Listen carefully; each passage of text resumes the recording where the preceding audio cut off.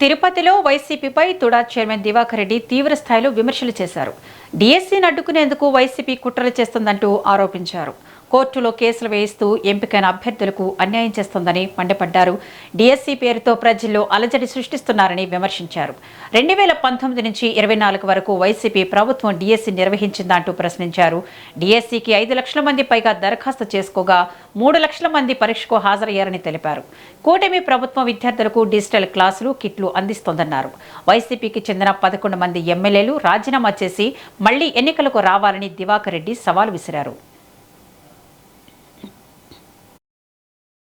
రాష్ట్రంలో ఏ సబ్జెక్ట్ లేకుండా ఎన్డీఏ కూటమి చేసేటువంటి డెవలప్మెంట్ని ఓర్చలేక ప్రజలందరూ కూడా ఆనందంగా ఉంటే హ్యాపీగా చిన్నవాడి నుంచి పెద్దవాడి వరకు అందరూ వాళ్ళ వాళ్ళ పనుల్లో వాళ్ళు సంతోషంగా వాళ్ళ కుటుంబ సభ్యులతో గడుపుతుంటే అది ఓరలేక ప్రజల్ని ఇబ్బంది పెడుతూ ప్రజల్ని భయాందోళన చేస్తూ ఈరోజు రాస్తారోకోలంటూ ర్యాలీలంటూ ఒక డిఎస్సి అనే ఒక సబ్జెక్ట్ని పట్టుకొని ఎప్పుడూ అయిపోయిన దానికి పదే పదే దీంట్లో అక్రమాలు జరిగినాయి, దీంట్లో అవినీతి జరిగిందని చెప్పేసి చేయటం చాలా దుర్మార్గం.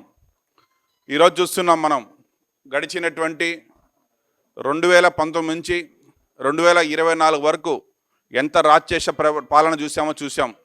ఆ పాలనలో డిఎస్సి ఇస్తానని చెప్పి గత మాజీ ముఖ్యమంత్రి వైఎస్ జగన్మోహన్ రెడ్డి గారు ప్రజలందరినీ కూడా మభ్యపెట్టి వాళ్ళకి ఉద్యోగాలు లేకుండా పోగా మా ప్రభుత్వం వచ్చిన వెంటనే మా ముఖ్యమంత్రి శ్రీ నారా చంద్రబాబు నాయుడు గారు, మా యువనాయకు నారా లోకేష్ గారు మరియు డిప్యూటీ సీఎం పవన్ కళ్యాణ్ గారు కూటమిగా డిఎస్సిని ఇంప్లిమెంట్ చేసి సుమారుగా 16,000 మంది పైగా ఉద్యోగాలు ఇచ్చారు.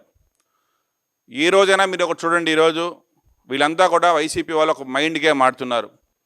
ఈరోజు ఇన్ని వేల మంది ఉద్యోగాలు ఇచ్చారు, ఎన్డీఏ కూటమికి మంచి పేరు వస్తుందని చెప్పేసి భావించి